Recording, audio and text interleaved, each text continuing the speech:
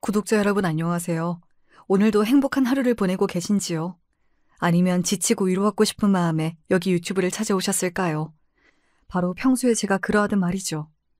저는 지루할 때는 이 채널에서 신명나고 재미있는 사연 영상을 틀어두고 마음이 슬프고 우울할 때는 어려운 일을 당하다가 결국은 극복해낸 감동적인 사연을 듣고 있어요. 제가 여러분께 소개해드릴 이야기는 어떤 사연이 될지 모르겠지만요. 들어주시는 청취자 여러분께 조금이나마 도움이 되었으면 하는 바람으로 시작해보겠습니다. 어린 시절 우리 엄마는 절 많이 사랑하셨지만 자꾸만 이렇게 꾸중하셨어요. 세은아, 너에게 보이는 것을 남에게 절대로 얘기해선 안 된다. 절대. 만약 제가 여러분 곁을 지나가게 된다면 그런가 보다 하고 기억이 나지 않을 만큼 딱 보면 평범한 사람입니다. 그런 제가 남다르다는 것을 알게 된 것은 7살 무렵이었어요. 엄마, 저기 창문에 서 있는 검은 옷 입은 아저씨 누구야? 거기 누가 있다고 그래? 아무도 없어. 아, 세은아. 자세히 보면 엄마랑 저 아저씨는 생김새도 느낌도 다를 거야. 그렇지? 제가 손가락으로 가리킨 곳을 보신 엄마는 대수롭지 않게 넘기시려다가 불현듯 어떤 생각이 났는지 제 눈을 바라보며 진지하게 말씀했어요. 응, 뭔가 느낌도 다르고 또렷이 잘 보이진 않지만. 그래. 그런 것들은 설령 보인다 해도 못 본 척, 알아도 모르는 척 해야 돼. 또 봤더라도 절대 다른 사람에게 네가 보이는 것을 티내선 안 된다. 엄마 말 명심해. 엄마는 제가 비슷한 이야기를 할 때마다 이렇게 신신당부하셨어요. 그렇게 과민한 엄마와 달리 저는 이런 것이 특이한 줄도 모르고 지내왔죠. 옛날 우리 집에서는 마당에서 키우던 강아지 복덩이가 있었어요. 10살이던 전 처음으로 불가사의한 꿈을 꾸고 말았습니다. 꿈에서 흰 털을 지닌 복덩이는 온몸이 빨갛고 입에 이상한 검은 물체를 물고서 저를 슬프게 바라보았죠. 그런데 그날 오후 우리 복덩이는 골목길에 진입하던 차에 치여 그만 세상을 떠나고 말았습니다. 어린 저는 복덩이를 제 동생처럼 여기고 아주 예뻐했기에 그때만큼 물어본 적은 없었어요. 그 기분 나쁘고 꺼림칙한 꿈을 꿨으면 내가 목줄 잡아놓고서 집에서 못 나가게 해야 했어. 다 내 탓만 같았던 죄책감에 며칠을 울고 몸살까지 앓으며 힘들어했습니다. 이후로 다짐했어요. 내가 보고 느끼는 것을 너무 부정하지도 또 너무 믿지도 말자. 이런 내 자신이 두려워서 스스로 더 강해지기로 말이에요. 이후에는 이런 일들이 생기더라도 엄마에게조차 말하지 않았습니다. 그래서 아마 엄마는 제가 더 이상 그 이상한 존재들을 보지 않게 되었다고 믿으신 것 같아요. 그리고 나중에야 엄마가 밝힌 사실은 저를 놀랍게 만들었죠. 엄마도 어릴 때는 너와 같았어. 자칫 무속신앙의 길을 걸을 뻔했지만 지금은 아무것도 보거나 듣지 않게 되었지. 그러니까 우리 딸도 너무 걱정 말고 살다 보면 어느덧 괜찮아질 거야. 하지만 엄마의 말씀과 달리 전 큰 병까지 걸리고 말았습니다. 학교에서 체육을 하거나 어디 다친 적이 없는데 온몸이 시퍼런 멍으로 가득하고 코피를 20분 넘게 주르륵 흘리는 일이 비일비재했어요. 그러다가 어느 날 온몸에 열이 심하게 났는데 식은땀에 옷이 젖을 지경이었죠. 누가 제 머리 위에서 꽹과리를 치는 소리가 들리면서 머리가 찢어질 듯 아파졌습니다.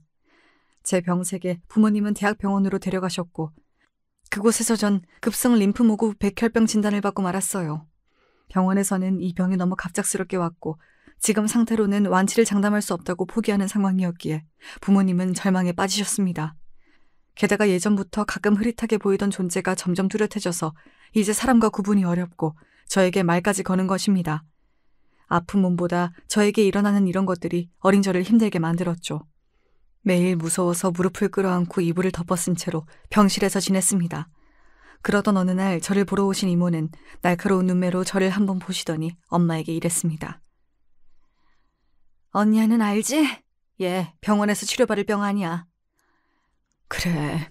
처음엔 나도 백혈병인 줄로만 알았는데 아무래도 신병이 온 것 같아서 널 급히 부르게 된 거야. 우리 세은이 살려줄 수 있지? 신발 강한 너라면. 엄마는 자기 동생을 붙잡고 이렇게 절 살려달라고 애원하고 빌었습니다. 참 질기고 질기네. 언니 대신 딸한테 온 신병을 나라고 어떻게 하겠나? 그래도 내가 방법 한번 찾아볼게. 그때까지 엄마는 외가댁이 무속인이 태어나는 집안이라는 것을 숨기고 있었어요. 남편조차 처제가 이런 사람이라는 것을 까맣게 모르고 있을 만큼. 엄마는 제가 이리도 아프지 않았다면 가족들에게 끝까지 비밀로 하실 참이었죠. 그래서 무당인 이모를 본 적은 그때가 처음이었던 것 같습니다. 이모는 하얀 얼굴에 동그란 눈썹과 빨간 입술을 한 예쁜 언니 같았지만 매섭게 치켰던 그 눈이 정말 무서웠죠.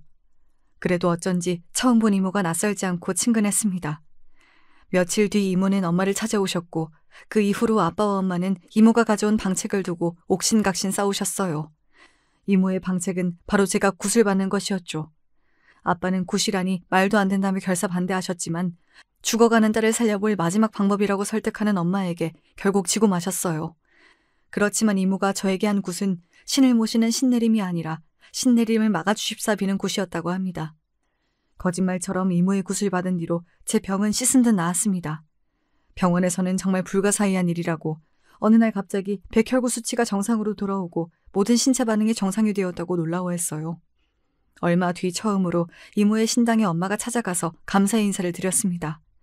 이모는 제 얼굴을 깊은 눈동자를 드러내며 한참 보시더니 씩 웃으며 이렇게 말했어요. 내가 장군님께 빌고 또 빌었다. 네 귀문은 아직 다치지 않았고 당분간은 그런 몸으로 살아야 할 게다. 하지만 네 나이가 중년에 접어들면서 자연히 귀문 관살이 종지부를 찍게 돼. 꿋꿋하게 살다 보면 좋은 날 올 거다. 죽다 살아난 저는 이모에 대한 고마움을 느꼈고 지금까지 그 마음을 갖고 살고 있습니다. 유부녀가 된 지금도 이모와 왕래하면서 친하게 지내고 있죠. 호되게 아프고 난 뒤 제 주변 사람 대부분은 제가 이런 일을 겪을 줄도 모를 만큼 정체를 감추고 평범하게 살아갔습니다.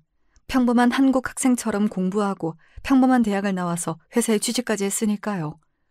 어느 토요일 낚시를 좋아하는 아버지를 따라서 경기도의 한 저수지에 놀러 갔습니다. 아빠가 3시간 넘게 한자리에서 하는 낚시에 실증이 난 저는 그 주변을 산책하고 있었죠. 그런데 한 남자가 물가 풀숲에 들어가서 무언가를 찾고 있었어요. 저는 다급히 그 남자에게 소리쳤습니다. 저기요! 그쪽으로 더 깊이 들어가지 마세요! 그 남자는 처음 보는 여자가 나서서 그리로 못 가게 막으니 이상했겠지만 무슨 이유에선지 자꾸만 그 풀숲으로 더 들어가는 겁니다.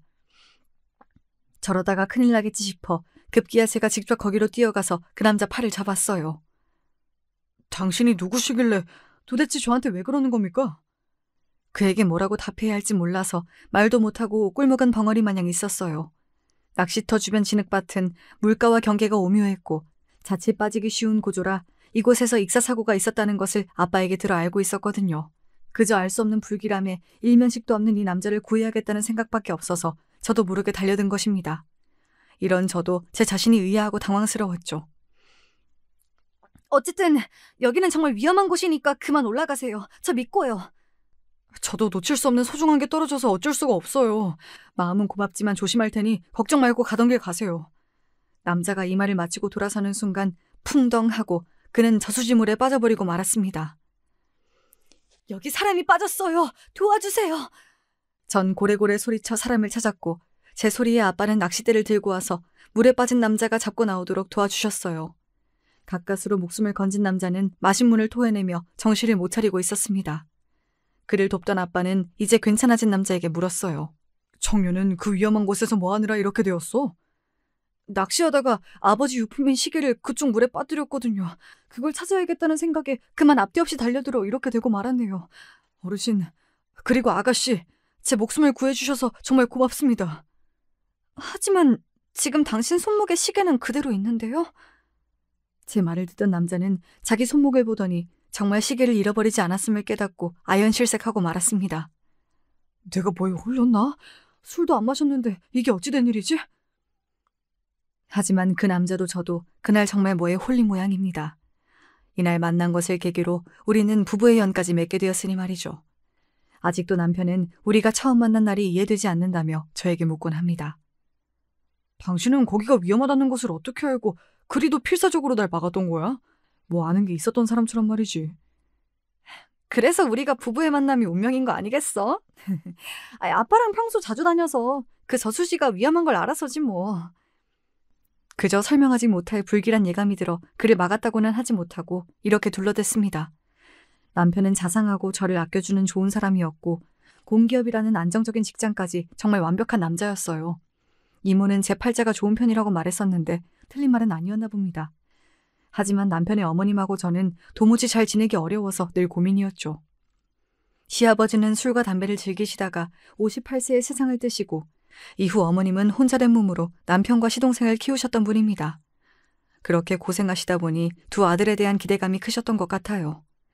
아들 모두 명문대에 보내고 나자 이제 좋은 집안에 조건 좋은 며느리 볼 생각으로 있었는데 뭐 내세울 것 없는 맏며느리가 들어오니 무척 실망하셨던 게지요. 넌 그 관상부터가 영 내 마음에 들지가 않아. 친정도 평범하고 직업도 그저 그러면 뭐 외모라도 빼어나던가. 내 아들은 뭐가 부족해서 저런 여자를 집에 들였을꼬. 아무리 제가 마음에 안 차셔도 그렇지 사람 면전에 대고 이런 막말을 서슴없이 꺼내는 양반이니 제가 어디 마음 붙일 수가 있겠어요. 처음 몇 번은 그저 꼭 참고 들었지만 결혼한 지 2해가 넘자 저도 이제 시모 말씀에 조금씩 맞받아치기 시작했습니다.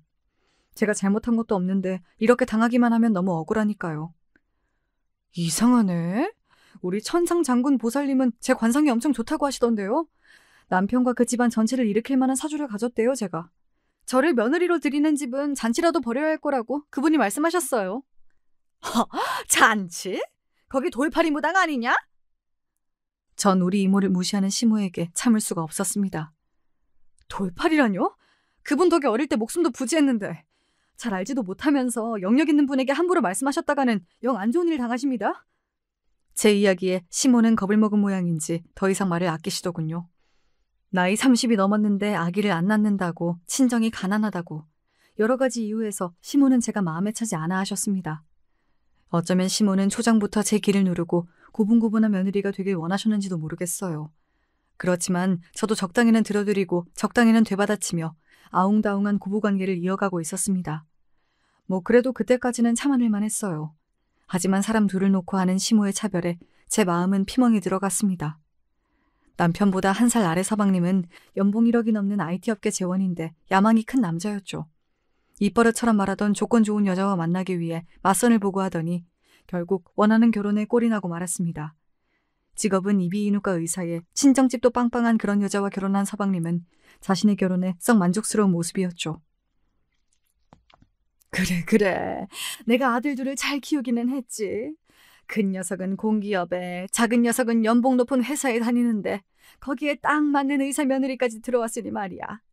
이제 내 자식들은 어디에 내놔도 빠지지 않는 엘리트들이지. 아니, 그 큰 며느리만 빼고. 서방님 결혼식에서 시모는 부러워하며 축하하는 친구분들에게 이렇게 말씀하셨어요. 저보고는 너무 대놓고 손님들 앞에 서 있을 필요 없다면서 음식을 살펴보라고 필요 현장으로 보내버리셨습니다. 멀쩡하게 생기고 건실한 회사도 다니는 제가 뭐 그렇게 창피할 정도는 아닌데 시모의 태도에 위축이 된 저는 자신이 그리 작아 보이기도 처음이었죠. 시모는 자기 자신의 몸을 원체 잘 챙기는 양반이세요. 자기 남편과 친정 부모님, 언니까지 모두 60도 되기 전에 일찍 돌아가셨기 때문에 그런 집안 내력에서 오는 건강 염려증 같아 보이셨습니다. 복용하시는 영양제만 해도 하루에 10개가 넘고 그 외로 철마다 한약 챙겨 드시지 조금만 어디 안 좋은 곳이 있으면 바로 병원에 달려가시죠. 그런데 동서가 들어오고 나니 툭하면 별것 아닌 증상으로 의사 며느리에게 살펴봐달라고 하시네요. 특히 코로나 기간에 그 염려가 더 커져서 목이 조금 아프셨던 날이면 나 코로나 걸린 것은 아니겠지? 라며 본인이 1달 동안 마스크 쓰고 지나갔던 장소와 만난 사람들까지 얘기하며 자식들 앞에서 불안해하셨습니다. 자식들 입장에서는 괜찮아 보이시니 염려 마시라고 해도 시모는 요지부동이셨어요. 걱정된 마음에 저는 기관지에 좋다는 차를 사서 시댁에 가보니 어머님의 안색이 좋아지셨더라고요. 어머님, 요즘 목이 안 좋으셔서 걱정 많다면서요. 이 차가 목에 참 좋다네요. 아침 저녁으로 달여 드셔보세요. 시모는 제가 드리는 차 세트를 한 켠으로 밀면서 이렇게 말씀하셨어요. 아까 둘째가 전화해서는 하는 말이 난 코로나 걸릴 위험이 전혀 없으니 안심하라고 하더라. 그리고 택배로 이렇게 미국산 영양제 세트도 보냈지 뭐냐. 네가 사온 것은 너나 가져가서 먹거라. 난 전문가인 의사 선생님 추천대로 이 약을 먹을란다. 아무리 저나 다른 아들들이 100번을 얘기해도 귀를 막고 있던 시모는 동서의 말 한마디에만 믿고 안심하는 듯 보였어요. 그래도 그렇지 걱정하는 마음에 사들고 온 선물까지 고마워하기는커녕 대번에 거절하시니 전 속이 상했습니다. 동서가 괜찮다고 말하니까 이제야 믿어지세요? 당연하지. 의사랑 너희들이 대충 보고 말하는 거랑 같겠냐? 이래서 집안에 의사랑 판검사가 있어야 한다는 말이 있는 거다. 아주 든든하구나 야. 저도 우리 집에 의사인 동서가 시꾸러워서 좋기야 좋았지요. 코로나 기간에 궁금한 부분은 동서에게 물어보고 해결하기도 했고, 가족들 중 누가 아프면 집에 의사인 가족이 있으니 도움을 받을 수 있을 테니까요. 다만 동서는 아주 예민하고 건강도 약한 사람이었습니다. 어릴 때부터 자주 쓰러지고 경기까지 일으켜서 동선의 친정엄마의 보호 속에 자라난 것 같았습니다. 결혼한 지금까지 동서가 집안일 하나 못하도록 신혼집에 도우미를 보내주고 반찬이나 원래 마시는 특별한 물까지 친정엄마 손으로 일일이 채워넣으신대요. 시댁에서 처음 식사하는 날, 동서는 식사 도중 친정엄마 전화를 받더니 이러는 겁니다. 엄마, 밥 먹고 있어요. 지금 불고기랑 박대구이랑 이런 반찬들 먹는데? 아, 그래요? 알겠어요. 전화를 끊던 동서는 시모에게 대뜸 이렇게 묻는 겁니다. 어머님, 지금 먹는 불고기랑 박대가 국산인가요? 특히 박대는 중국산이 많아서 우리나라 군산 것이 아니면 먹지 말라고 엄마가 그러시네요. 그럼. 한우 불고기랑 군산에서 올라온 박대 맞다. 사부인에게 걱정일랑 마시라고 전해드려라 꼭. 콧대 높은 시모가 진땀 흘리며 거짓말로 둘러대는 것을 보고 있자니 너무 웃긴 거예요. 부엌에서 시모의 지시대로 박대를 구웠던 전 알지요. 중국산이란 것을요. 이런 동서의 친정집에서 서방님과 결혼하게 된 숨겨진 이야기도 독특했습니다. 홀어머니의 집안 재산도 별로 없는 것 같다는 이유로 서방님과의 결혼을 친정에서 반대하자 동서는 맞서서 흥분하고 얘기하다가 그만 쓰러져서 겨우 부모님 허락을 받아낸 것이에요. 이렇게 겨우 결혼 허락은 하셨지만 시집 보낸 이후로도 낄 때 안 낄 때 없이 안 싸돈 어른은 모든 동서의 일에 참견하셨어요. 몸이 약하게 자란 귀한 딸이니 얼마나 노심초사하실까 한편으론 이해가 갔지만 과하게 그쪽 친정댁이나 시모까지 동서만 위해주고 저에 대한 차별이 심해지자 저도 모르게 점점 동서가 얄미워졌습니다. 물론 사람 자체가 나쁘거나 못된 사람은 아니었지만 과부호 속에 자라서 그런지 자기밖에 모르는 자기 중심적인 어린애만 같았죠. 아이고, 우리 의사 며느님은 큰일 하느라 바쁘니 부엌에는 얼씬도 마라. 이렇게 당당히 집안일에서 예외로 계신 며느님이라고 해도 눈치껏 저도 도울 게 없을까요? 라고 한마디 하던가 아니면 부엌에 와서 말동무 정도는 해줄 수 있지 않나요?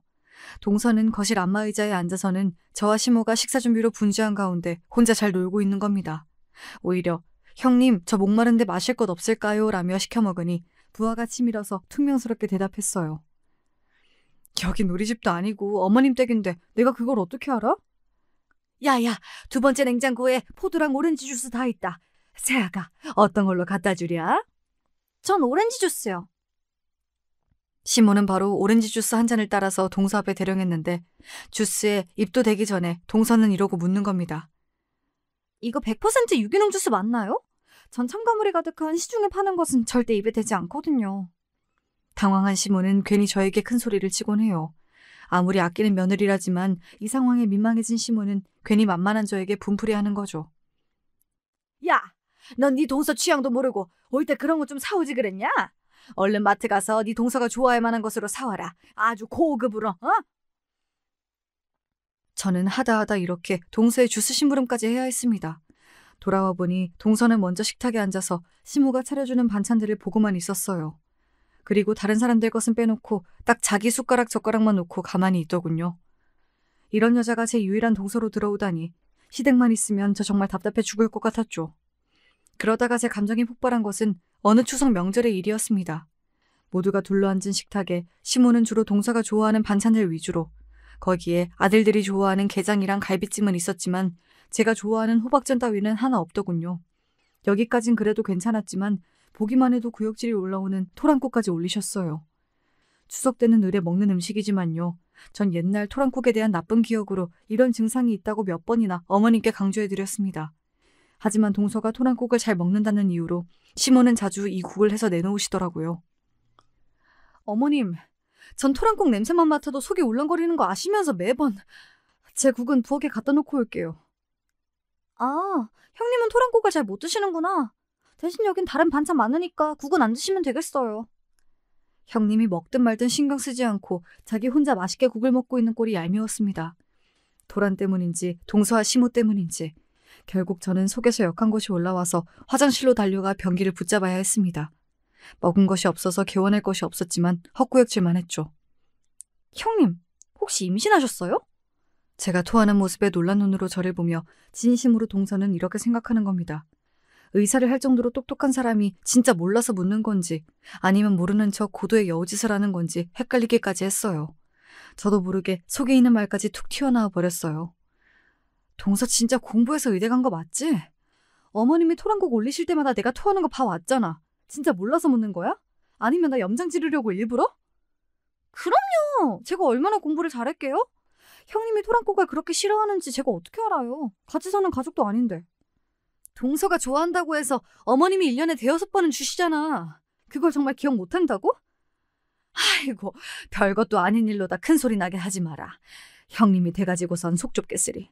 그리 토란이 싫으면 네 밥 들고 다른 데로 가서 먹던가. 그러자 듣고 있던 시모가 끼어들어 굳이 동서 편을 들었죠. 너무 서러운 마음이 들어 함께 있기 싫어서 혼자 거실에 가서 맨밥만 들고 먹었죠. 남편은 반찬 몇 개랑 자기 밥그릇 들고 제 옆에 와서 같이 있었습니다. 여보, 여기 당신이 좋아하는 반찬이랑 같이 먹어. 우리 엄마 진짜 너무하신다, 그렇지? 나중에 엄마 생일상에는 제일 싫어하시는 꼬막 올려서 복수해버리자. 그래도 내 남편밖에 없구나 싶네요. 눈물이 찔끔 나올 것처럼 서러웠는데 우리 남편 덕에 웃고 넘어갔습니다. 그런데 우리 동서는 몸이 약하고 잘 놀라는 것 말고도 남들과는 다른 점이 있었지요. 갑자기 경기를 일으키듯이 놀라서 덜덜 떤다던가 헛소리를 할 때가 있었거든요. 평소에는 얼마나 자주인지 몰라도 시댁에서 그런 동서의 모습을 몇 번인가 목격했습니다. 그리고 마지막 목격 이후 동서와 저의 사이는 전혀 달라지게 되었습니다. 여름 장마철이던 그날 하늘이 시커멓고 장대비가 우서서 떨어지는 을씨년스러운 날이었어요. 현관 대문으로 들어오던 동서는 외마디 비명을 지르고 그 자리에 털썩 주저앉아 버렸습니다. 바닥은 이미 빗물로 물바다인데 아랑곳하지 않고 다리를 버둥거리면서 동서는 두려움에 떨고 있었죠. 시댁 마당 한편에 작은 대나무밭이 있는데 그곳을 잔뜩 겁먹은 눈으로 보면서 괴로워하던 동서가 같이 있던 가족들은 이해가지 않았을 겁니다. 결국 서방님은 동서를 겨우 등에 업고서 집 안에 들어가야 했어요. 당황한 시모는 수건을 들고 와서 잔뜩 젖은 동서의 몸을 닦아주었죠. 아가, 너 갑자기 왜 이러냐? 뭘 잘못 먹은 거야? 아니면 어디가 아프니? 병원에 갈까?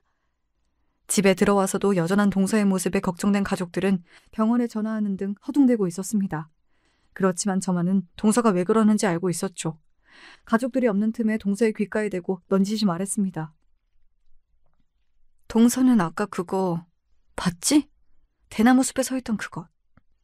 제 말에 동서는 더욱 놀라며 저를 뚫어져라 쳐다보았어요. 설마 형님도 그걸 보신 건가요? 제가 잘못 본 게 아니죠. 너무 무서웠어요. 이런 미신을 믿지 못하시는 분들이 많으시겠지만 제가 남들과는 다른 것을 보는 눈을 가졌다고 말씀드렸죠. 시댁에 방문할 때면 눈을 치켜뜨고 무섭게 노려보는 어떤 여자가 대나무 숲에 서 있는 것을 가끔 볼 수 있었어요. 그렇지만 지방령이나 사람을 해치는 것 같진 않고 시가 집안의 누군가에게 원한을 가지고 있어 시가에 들리는 영가 같았습니다. 그래, 나도 한복 입은 젊은 여자를 본 적이 있지. 하지만 동서나 우리에게 해를 끼칠 영가는 아니니까 걱정 안 해도 돼. 그리고 그런 것들을 봤더라도 오늘처럼 티내고 겁먹게 되면 오히려 그것들은 동서를 노리고 더 달라붙는다? 제 경고에 흠칫 놀라던 동서는 제 다리까지 붙잡고 비는 게 아닙니까? 얼마나 무섭고 혼자 속 끓었으면 저럴까 싶어 안쓰러웠어요. 저도 같은 경험을 하는 사람이니까 이해할 수 있죠. 맞아요, 한복. 형님 말이 진짜 맞는 거죠? 그럼 저도 있는 힘을 다해 그 사람 못 본 척 할게요. 그리고요.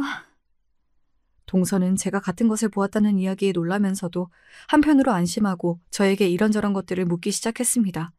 그제야 동서가 그렇게 예민하고 몸이 약했던 이유가 이해되었습니다. 동서도 저처럼 귀문관살이 붙은 사주라서 그랬던 것이죠. 저는 이모가 지켜주셨지만 동서는 기독교 집안의 현대과학을 믿는 가족이라 이런 증상을 정신병이나 신경증 정도로 치부하고 말았을 거예요. 동서도 나도 귀문관살이라 남들이 보지 못하는 것을 볼 수 있어.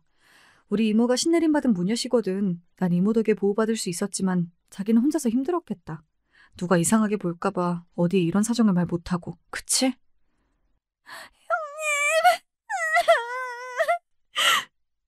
동서는 그간의 서름이 복받쳤는지 저를 안고 엉엉 울기 시작했습니다. 그 소리에 가족들이 놀라서 뛰어와 동서에게 무슨 일이냐고 물었어요. 너무 좋아서요. 너무 다행이라서 우는 거니까 신경 쓰지 마셔요. 우리 형님 덕분에 이제 전 살았다고요. 그 이후 동서는 저를 보는 시선과 태도가 180도 바뀌었습니다. 작은 일이라도 생기면 저를 제일 먼저 찾아와 그 일을 상의했어요. 시댁에서는 제 옆에 꼭 붙어서 제가 무슨 말을 하든 경청하고 제 조언은 무엇이든 따르던 동서를 의욕의 눈빛으로 보았죠. 동서가 그렇게 변모하자 가장 놀란 사람은 바로 시모였어요. 시댁에서 여왕은 동서, 그리고 그 측근에서 온갖 좋은 것을 받으며 딸랑거리는 사람이 시모였거든요. 구박과 온갖 집안일을 다 시켜도 문제없고 완전 하층민 신세이던 저를 왕비인 동서가 저렇게 떠받드니깐 아마 시모는 미칠 노릇이었을 겁니다.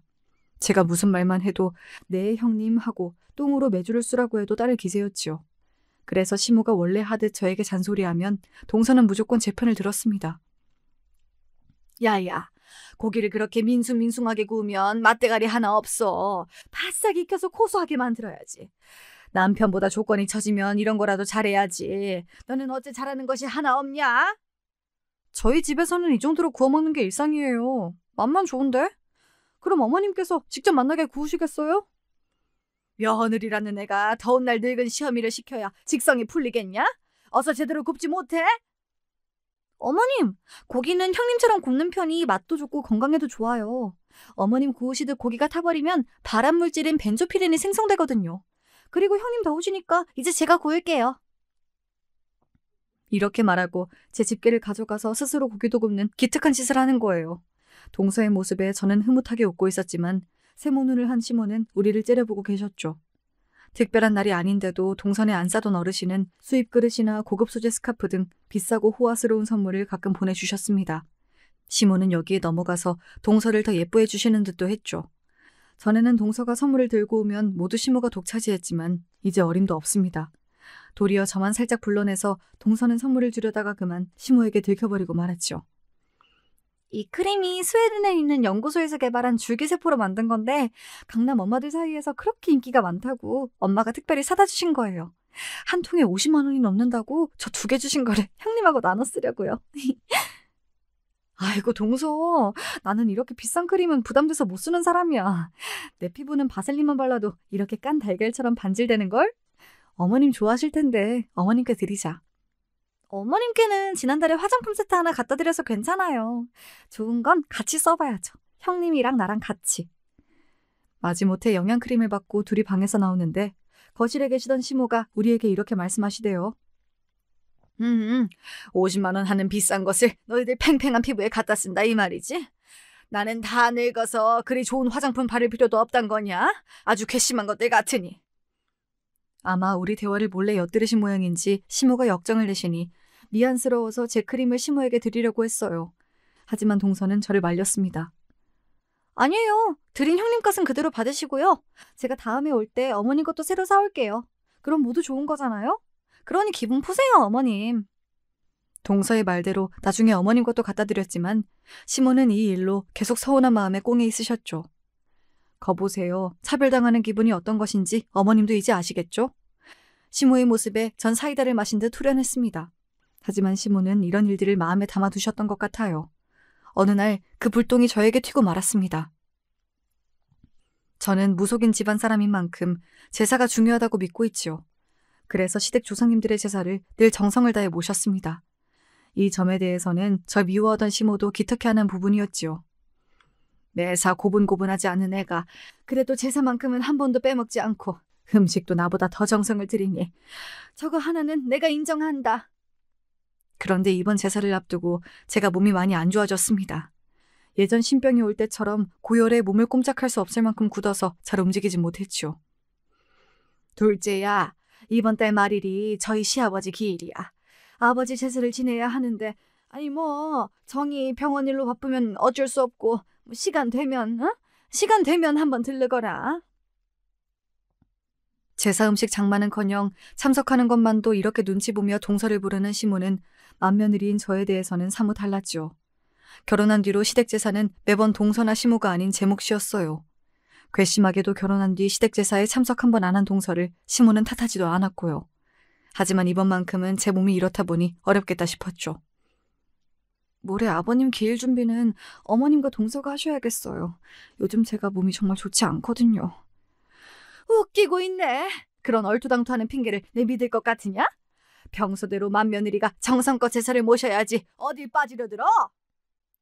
어머님께 미리 전화를 드려서 제 상황을 얘기 드렸지만 이렇게 철벽치고 나오시니 절 따르는 동서에게 연락할 수밖에 없었죠. 형님, 많이 아프시면 저희 병원에 한번 들르세요. 제가 진찰해보고 주사 처치라도 해야겠는데요. 그런데 형님 말씀대로 제사에 갔다가 저 시댁에서 또 귀신 보면 어떻게 해요? 그게 무서워서 말이죠. 조상님 영을 잘 모시고 제사밥도 잘 챙겨드려야 자손들이 복을 받지. 동선 알잖아. 그러니까 부탁인데 이번만큼은 나 대신 동서가 어머님 도와서 제사를 정성껏 드려봐. 네, 그래도 형님 말씀인데 믿고 그렇게 할게요. 제 말을 들은 동서는 처음으로 시아버지 기일에 제사를 준비하러 갔습니다. 전 병원에서 영양제 수액을 맞고 밤 8시쯤 남편과 함께 시댁에 들렸죠. 시댁에 들어서자 고소한 기름 냄새가 진동했고 그 냄새를 따라 부엌에 가보니 동서가 전을 부치고 있었어요. 형님 지금 오셨어요? 제가 처음이긴 해도 이렇게나 예쁘게 한다고 어머님이 칭찬 많이 해주셨다고요. 이거 간 좀 한번 봐주세요. 동서가 내민 동태전을 한입 베어무니 간이 좀 심심하더군요. 전 반죽에 소금을 집어넣으면서 동서에게 말했습니다. 동서, 처음인 것 치고 정말 깔끔하게 전을 잘 부친다. 약간 싱거우니 소금 간만 좀 해야 할 것 같아. 그때 시모가 부엌에 들어오셨어요. 맏며느리라는 것이 이제야 고개를 빼꼼 내밀고서 무슨 간이 어떻고 타령이야. 손 하나 까딱 안 했으면서 손 아랫사람한테 미안하지도 않냐? 오늘 어머님 동서랑 고생 많이 하셨죠. 그건 죄송하지만 어머님 저 진짜 아파서 병원 갔다가 오는 길이에요. 건강해지면 평소처럼 제가 열심히 할 터이니 이번에는 이해 좀 해주세요. 제 말을 들은 동서는 제 이마를 손으로 만져서 온도를 확인하고서 놀랐습니다. 어머 형님 아직도 열이 많이 나세요. 여기 있지 말고 소파에 가서 누워 계세요. 그동안 시모는 자기가 애지중지하며 잘 보이고 싶은 동서가 제 편으로 돌아선 것이 못마땅한 마당에 며느리 둘이서 저렇게 사이좋은 모습을 보니 심사가 뒤틀리셨는지 소리를 지르는 겁니다. 열은 무슨 열! 네가 것이 뭐라고 내 의사 며느리한테 전을 부치라 마라 해? 당장 여기 있는 전 다 네가 해. 둘째는 고생했으니 그만 방에 들어가 쉬어라. 시모는 거칠게 동서의 손에 있던 뒤집개를 빼서 제 손에 쥐어주었습니다. 순간 사람이 아프다는데도 이렇게 일시키는 시모에게 울컥했어요. 어머님, 진짜 너무하시네요.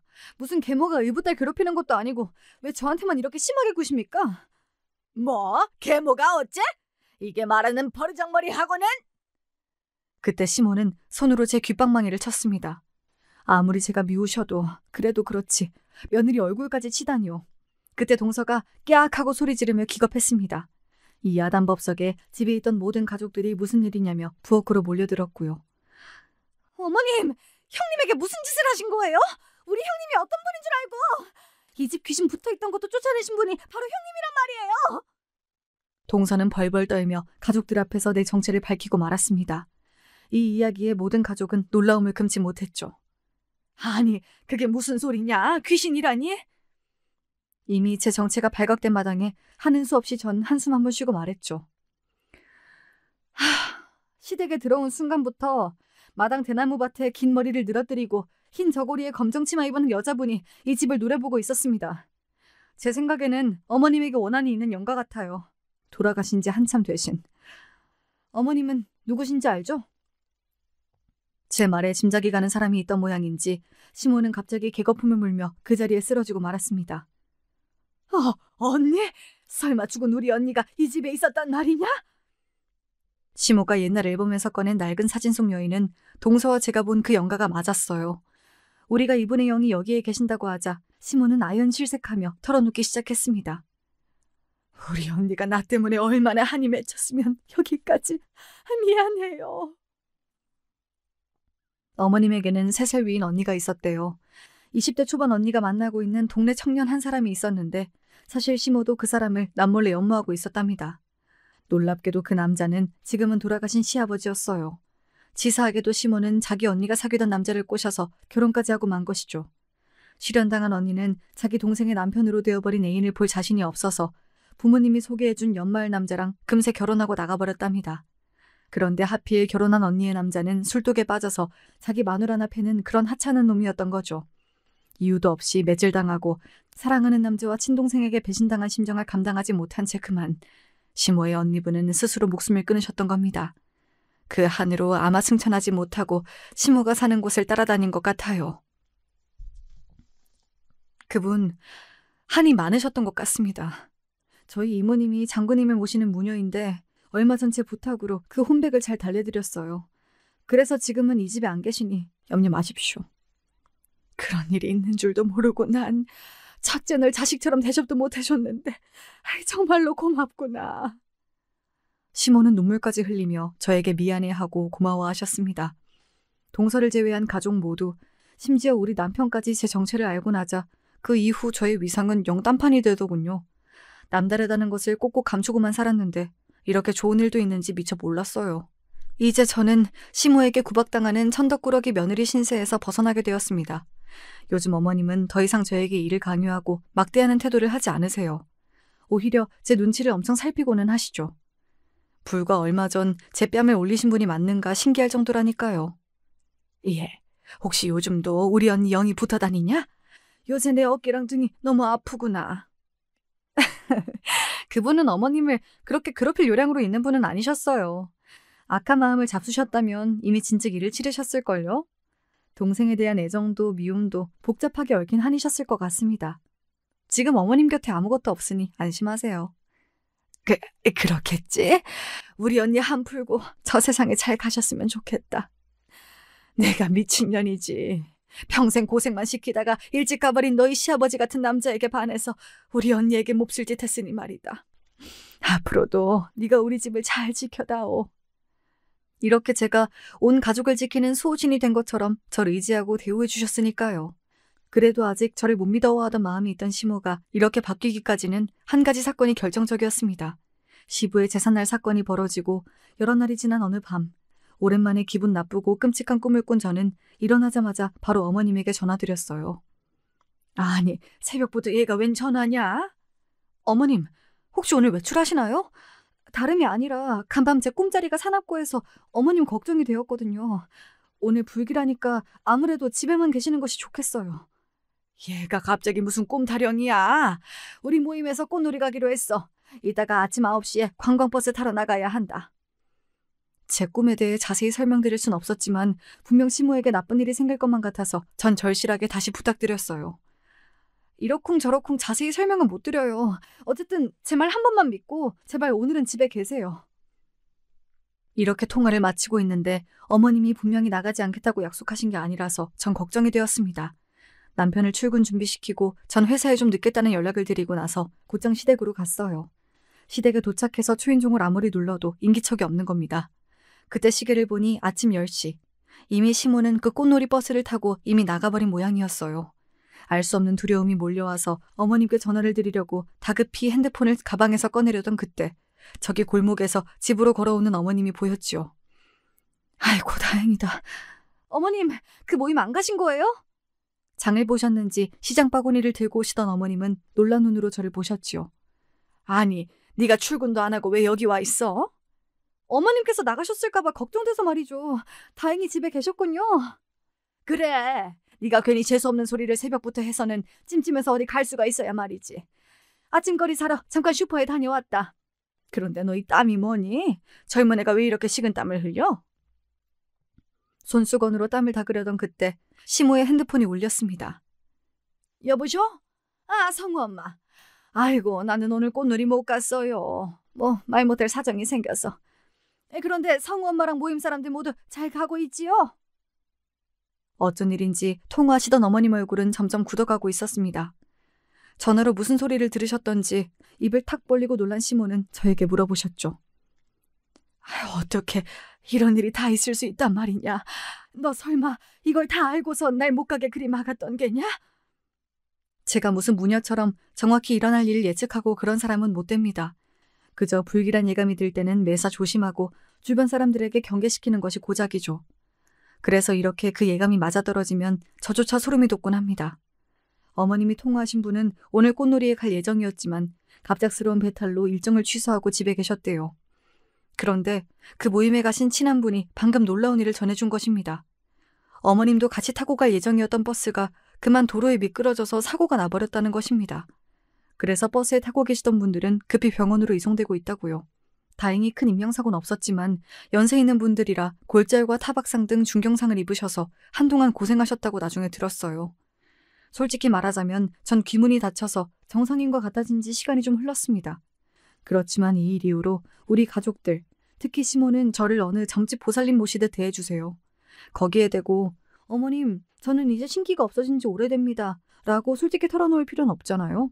다시 예전 식모 취급하던 시모는 다시 겪고 싶지 않으니까요. 별일도 아닌데 일상적인 행동조차 시모는 자꾸만 저에게 하나하나 물어보시곤 하세요. 우리 며느리 잘 지내고 있니? 내 조만간 김장한 김치랑 네가 좋아하는 수육 싸들고 갈게. 오늘 내 약속이 저기 북쪽 방향 의정부에 있어요. 혹시 뭐 그쪽에 안 좋은 일이 있다거나 뭐 그런 건 없겠지? 북쪽이라? 네, 별다른 일은 없으실 테지만요. 버스나 차가 많이 다니는 길은 피하시고 가급적 지하철 타고 다니세요. 지하철 계단 오르내리실 때 조심하시면 좋겠어요. 오냐 오냐, 네가 말한 대로만 하고 다니마. 고맙다. 저는 그저 어머님 안심시켜드리면서 일반적인 주의 당부 말씀을 드린 것뿐인데 어머님은 또 이 말을 철석같이 믿고 따라주세요. 지금까지 우리 가족들 모두 아픈 데 없이 건강하고 무탈하게 지내고 있는데 어머님은 의사인 동서가 아니라 제 덕분이라고 믿고 계시죠. 이렇듯 저는 시모에게 당했던 마음고생을 덜고 지금 아주 잘 지내고 있습니다. 다만 제가 가진 고민 하나로 요즘 들어 마음이 복잡해요. 나이가 33살인 저는 아직까지 자식이 없습니다. 결혼해서 시모에게 이 일로 구박도 받았었지만 지금은 제가 알아서 하겠거니 아무 말씀도 안 하세요. 그런데 제가 아직 임신하지 못한 것은 우리 부부에게 어떤 신체적 하자가 있어서는 아닙니다. 그저 내 아기가 제 핏줄을 이어받아서 신병을 겪는다거나 그럴까봐 두렵기 때문이에요. 그렇지만 저라는 사람 자체는 아이를 정말 좋아하고 예뻐한답니다. 하물며 내가 낳은 아이는 얼마나 소중하고 사랑스러울까요? 그래서 아이를 갖고 싶은 마음과 무속인의 피를 끊어내고 싶은 마음, 두 가지가 싸우고 있죠. 이 고민을 친정엄마에게 털어놓으니 이렇게 말씀하셨습니다. 나도 너 같은 걱정으로 아빠 몰래 피임하면서 임신을 막고 있었다. 그런데 천지신명께서 버리신 일인지 피임했음에도 결국 너를 잉태하고 말았지. 처음엔 두려웠지만 이날까지 널 낳은 일이 얼마나 감사한 일인지. 우리 딸이 없었으면 엄마는 이렇게 행복하게 살지 못했을지 몰라. 그러니까 너도 너무 두려워하지 말고 네 마음이 따르는 대로 해보려무나. 이렇게 저에게 엄마는 용기를 주셨습니다. 그렇지만 우리 이모의 의견은 또 달랐어요. 너도 나 같은 길에 들어설 뻔했던 걸 모르는 것은 아니겠지? 장군님의 도우심으로 어떻게 거기에서 빠져나오긴 했다만 네가 자식을 낳는다면 글쎄, 자식이 너처럼 신병을 겪을 수도 있고 어쩌면 이모처럼 될 수도 있겠지. 그 모든 것을 극복할 마음이 서면 그때 가져라 자식. 두 분의 말씀 모두 일리가 있습니다. 제 고민을 듣고 계신 여러분께서는 또 어떤 의견을 갖고 계실까요? 저에게 해주실 조언이 있으시다면 이 유튜브 댓글창에 남겨주시면 감사하겠습니다. 그럼 저는 이쯤에서 물러나 볼게요. 늘 무탈하고 평안하시길 바라며 작별 인사드립니다. 안녕히 계세요.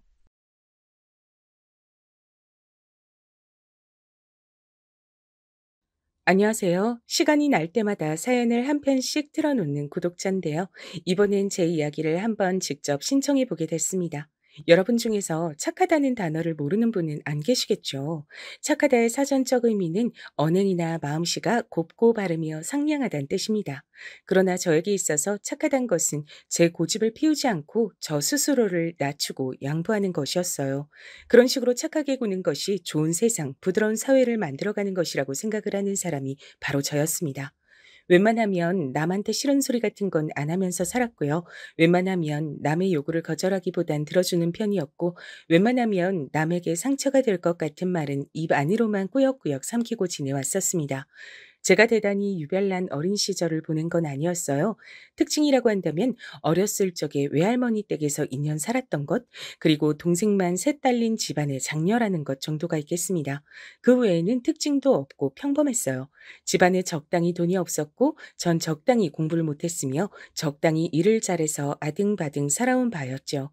뭐든지 적당히, 그리고 그 안에 착하게 이렇게 살아왔던 저는 결혼을 하고 나서도 저만의 그런 생각들을 지키며 살았습니다. 착하고 좋은 아내가 되고 싶었어요. 그런데 그런 생각을 하면서 지내다 보니 어떻게 됐던 줄 아시나요? 저에게 착한 며느리라는 압박감이 주어졌습니다. 일례로는 결혼하고 나서 3개월 정도가 됐을 때 일화가 있었습니다. 남씨가 엄마다. 엄마 지금 옥진이 이모하고 같이 밖에서 노는 중인데 너희 집에 가려고 하거든. 남편이 제 옆에서 전화를 받자마자 저를 난감한 눈빛으로 쳐다봤어요. 통화 소리를 들은 저도 이미 난감해져 있었죠. 옥진이 이모라고 일컬어진 분은 시어머니의 오랜 벗이었습니다. 그래서 남편에겐 친 이모와도 같은 분이셨고 저 또한 그분을 알고 있었습니다. 하지만 알고 있다 뿐이지 좋으신 분인지 어떠신 분인지 그런 건 전혀 겪어보지 않아 몰랐고 제 입장에선 어색하고 불편한 상대였어요. 그런데 대뜸 저희 집으로 오고 계신다니 솔직히 달갑진 않았어요. 이제 해 떨어지려고 하는데 그럼 오셔서 저녁 같이 드시면 되겠네요. 좋지. 저녁 먹고 거기서 뒹굴거리다가 하룻밤 자고 일어나면 딱이겠어. 옥진이 이모가 김치찌개 없으면 밥 안 먹는 거 우리 남식이 잘 알지?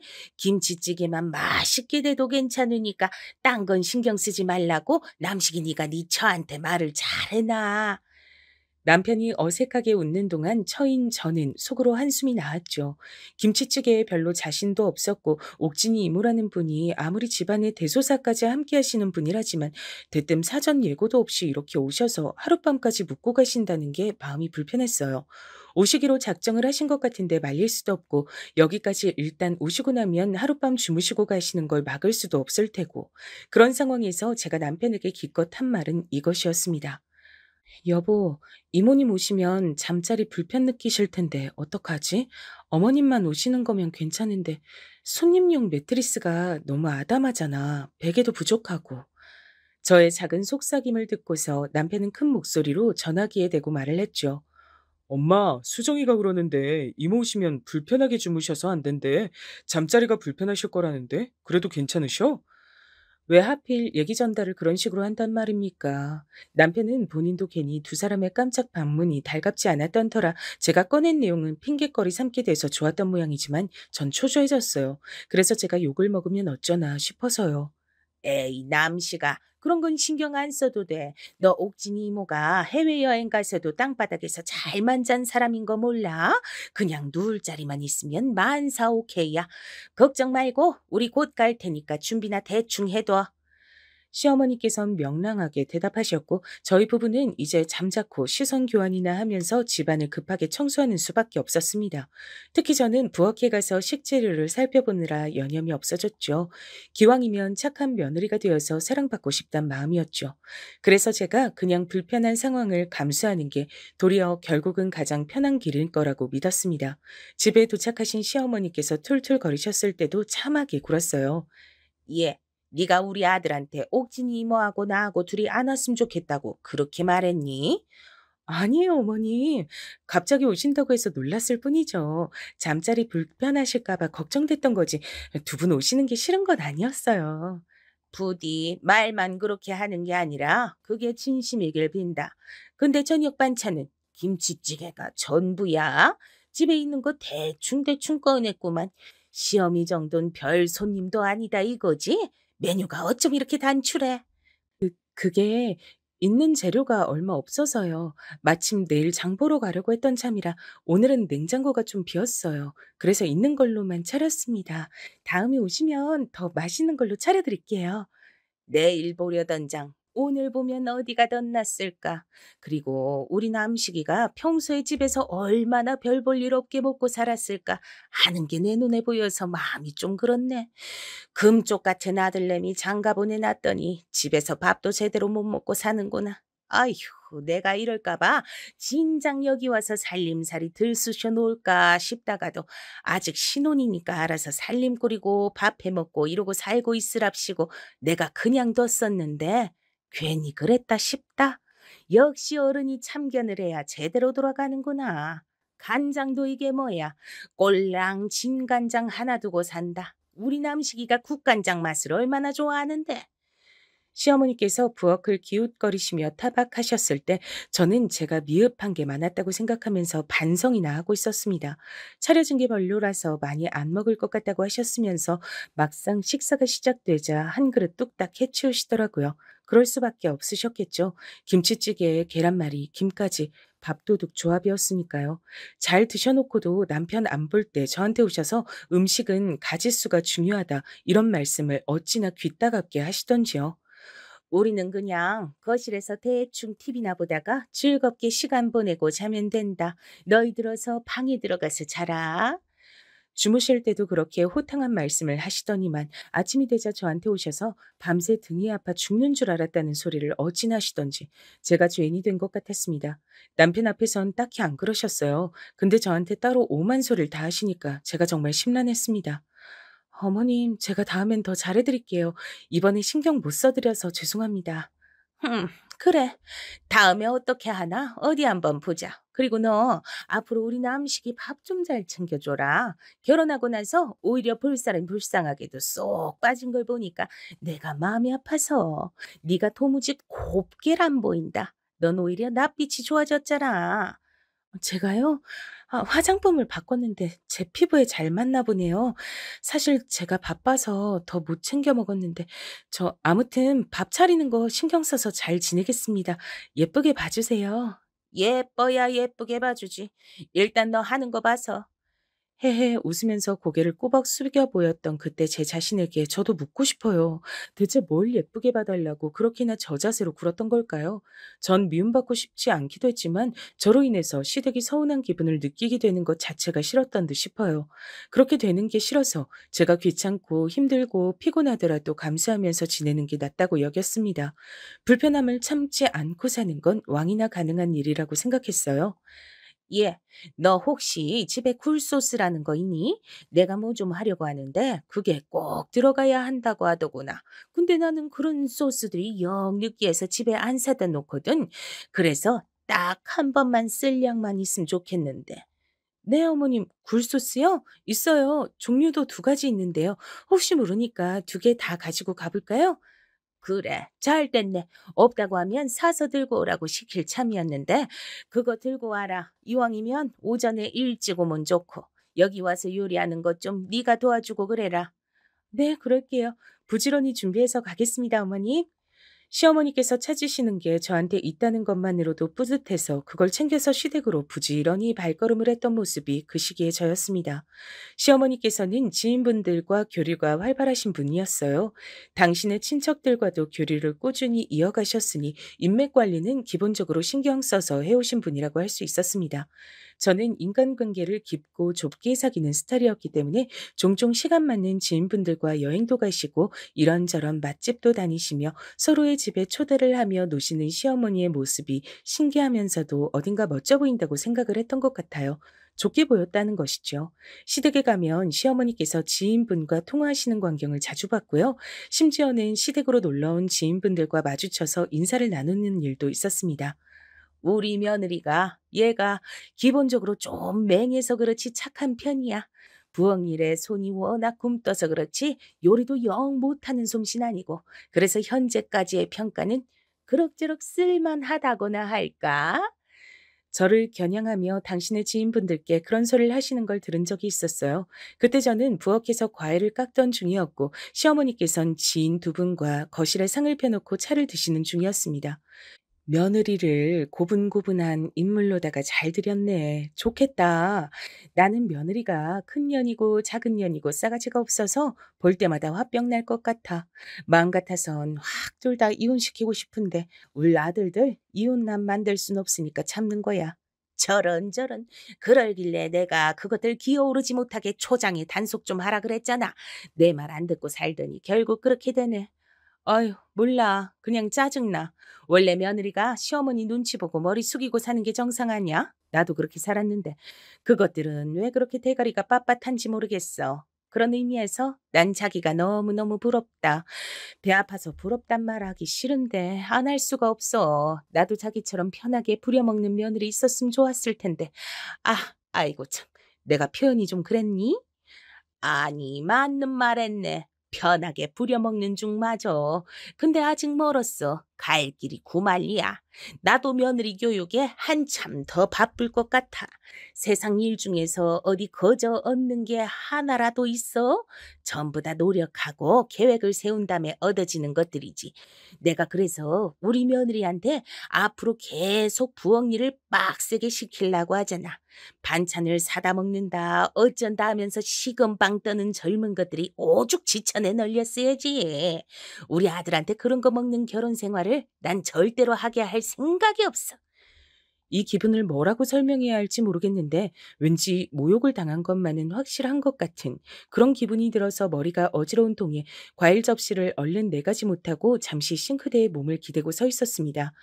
잠시 후에 과일 깎아온다더니 왜 이렇게 금뜬 거냐고 큰 소리로 타박하시는 시어머니의 목소리가 들려왔고 그제서야 저는 정신을 차리고 후다닥 달려갔어요. 지인분들이 절 바라보시는 표정이 마치 쓸만한 종년을 봐서 부럽단 눈빛 같았습니다. 이런 생각 하지 말자. 어쨌든 어머님이 날 좋게 봐주시는 거고 앞으로 나와 잘 지내보시겠다는 생각 아니겠어? 결국 그런 건데 괜히 그런 대화 내용 가지고 내가 머리를 싸매며 상처받을 필요가 뭐 있어. 그냥 잘 지내면 되는 거지. 저는 그런 식으로 마음을 다 잡았죠. 공손한 웃음을 짓는 절 보시곤 시어머니께선 내가 이 정도야 라는 식으로 지인분들을 향해 어깨를 으쓱거렸습니다. 저는 시어머니께 제가 도움이 된다면야 좋은 일이라 여겼죠. 좋은 게 좋은 거란 희대의 명언도 있잖아요. 하지만 제 가슴은 저도 모르는 사이 멍울이 져가고 있었습니다. 아닌 척 굴어보고 외면을 해봐도 별 수 없이 은근하게 쌓여가는 것이 상처더라고요. 언제부턴가 시어머니와 통화를 하고 나면 가슴이 답답해졌습니다. 그러면서도 전 통화를 하는 와중엔 싹싹한 목소리를 냈고 시어머니께서 불편하시지 않게 추임새를 열심히 넣느라 바빴어요. 착한 아이 콤플렉스라는 단어가 어느 날 제 눈에 들어오더군요. 답답한 가슴을 안고도 제가 꼭 눌러 참는 이유가 그것 때문인가 싶었습니다.